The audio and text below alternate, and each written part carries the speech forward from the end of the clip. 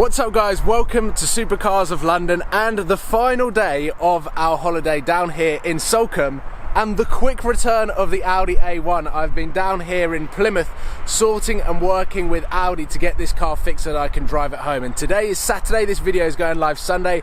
It is a very exciting time on Supercars of London. This week I'm not only announcing a European road trip with a lot of cool friends, but announcing a brand new car. My Lamborghini replacement is going to be the next video on Supercars of London. So if you haven't subscribed already, click subscribe, get these notifications coming in, because the car I'm so excited about announcing. I've been up all night, last night, the night before. I'm just getting so excited. It feels like Christmas, and this is a car that I can't wait to announce to you guys. Today we are heading back to sunny Watford. It is a beautiful day here, and I'm going to answer some of your questions of the Q&A about daily drivers, which I announced on Twitter, Instagram and YouTube. So let's quickly show you what I have done to this car before we set off, and probably answer the number one question that was asked, which was how was my reaction to the tree hitting the car, but also how much did it cost to repair. Now, because the tree fell on the car, we only had about 3 or 4 days to actually fix the car, so I prioritised all of the damage to make sure that the car was in a drivable and legal condition to drive home. So the only thing that we have done is I've got a brand new tailgate and rear window to the car. The dents still exist, unfortunately. So we've got the big dent here on the side, a few dents up here on the 3/4 pillar here, but I have had the new tailgate and window replaced. So there's no badges at the moment. Dub Customs will sort out the black Audi and the black A1 badges, and then I'm going to get the dents removed. And luckily Audi were able to get the tailgate and rear window in time for it to all get fixed today, which has been an absolute dream come true. And to answer the question on how much did this repair cost, it cost me about 1,100 quid. So the tailgate was around 450, 500 quid. The window plus the installation was about 300 quid, plus the labour, plus the paint. This is all Audi. This is all up to the Audi factory standard, so it is a complete swap, or straight swap, to what I had before. So it is exactly the same, Audi approved repair. We are now ready to hit the road back to Watford. As soon as I get back, I'm going to be replacing the spoiler, which was split in half there, and also pop these dents out, which wasn't the biggest issue. The big issue was obviously the rear window. It needed replacing because it was shattered and I couldn't have driven home without it. So that is replaced. Let's jump in the car and get on the road. Before we start the Q&A, let's just take a moment to check out a Jaguar F-Pace getting cleaned at the Tesco car park. That could be a good daily. So let's kick things off with modifications on the Nuke. And Sam Bosworth asked an interesting one. If I could pick one modification that I could get for free on this car, what would it be? Okay, it's not really a modification, or probably seen to be a modification in the world of cars, but I'd quite like a panoramic roof. And I know that sounds weird, but on a day like today when the sun is kind of shining, it's the best you're going to get in England. I think a panoramic roof would be a really nice touch. The things like an exhaust system would do absolutely nothing to this car because it's silent. The engine is completely silent. An exhaust system really won't do anything. If I upgraded the wheels, then the ride quality would get a little bit worse. If I lowered it a little bit, again, the ride quality would get a little bit bad. But for these sorts of cruises, a panoramic sunroof would be beautiful. Well, there's a Ranger Wild Track in burnt orange, or whatever the colour was called.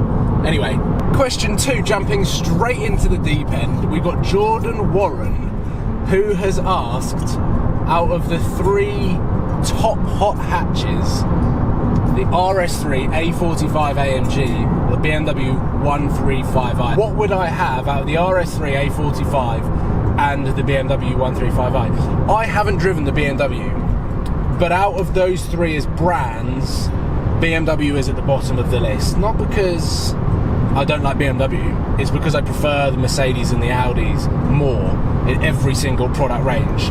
I think, having driven the RS3 and the A45, I would take the RS3 because it sounds a little bit better.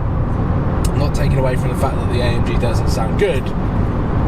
And it's a little bit more understated. The AMG, you can spec it with the track pack, the spoiler, the front canards, and the big beefy body kit.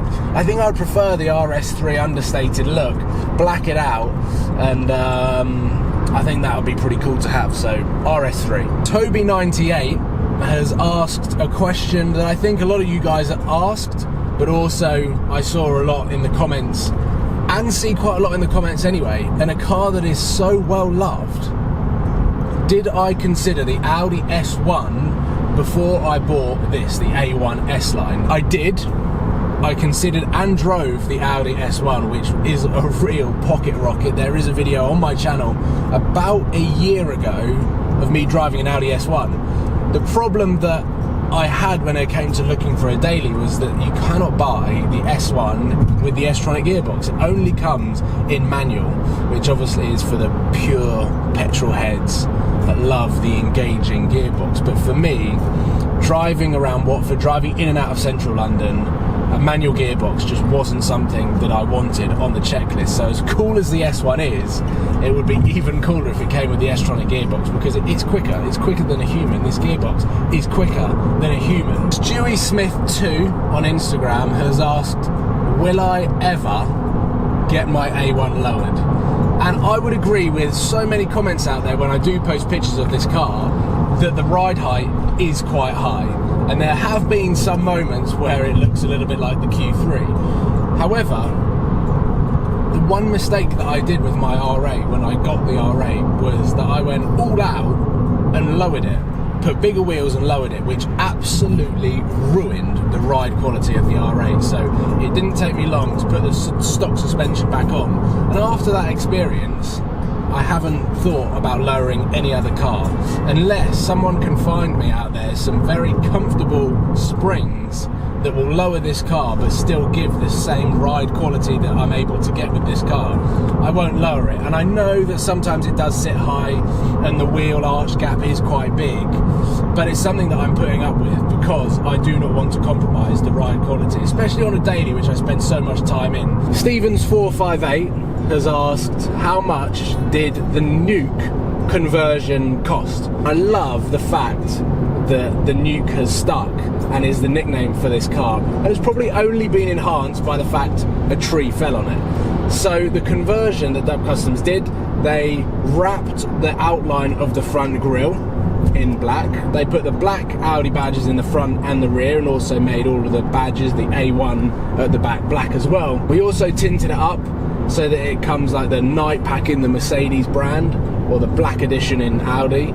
And then we also powder coated the wheels in gloss black as well. So the wheels are £75 each, which come to £300 £300 for all 4 wheels. The D-chrome is around £200, and then the tint is £50 per window, and I did 1, 2, 3, 4, 5. So £250 plus 300, £550 plus 150 for the D-chrome, £700 for the complete blacked out effect. Luckily, the car was black when I bought it. It was already spec'd. Audi had already spec'd it, and once I bought it, I just wanted to add my own touch to it, which I think makes this car look even better. So that is the conversion cost on the Nuke. Vet2008 has asked, if I had Shmee 150's money, what 3 cars would I buy? So he's got a McLaren 675 LT, so let's say that costs 400 grand. His daily, the Ferrari FF, 150 grand, 550 grand. And then he's got the track weekend weapon, which is the GT4. Let's say market value is 100 grand on that car. So we've got £650,000 to play with. Let's start with an out-and-out crazy car. I think I'd have to go with an F12. I think that is just an amazing car. I'll probably put a Novitec exhaust system on it, spec it up to the max, which is around 300 grand. This question's quite difficult because if I answer it with any of the slightly cheaper supercars other than an F12, it could potentially be my next car.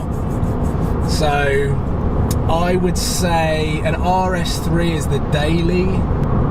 I might get a used F12 at 200 grand, use that as my hoon car. RS3 is the main daily, and I'll buy a Lexus LFA for 380 grand, 350 to 400 grand as my out and out supercar. Lexus LFA for the sound and the comfort, F12 for the daily stuff, and then the RS3 when I need more than one passenger.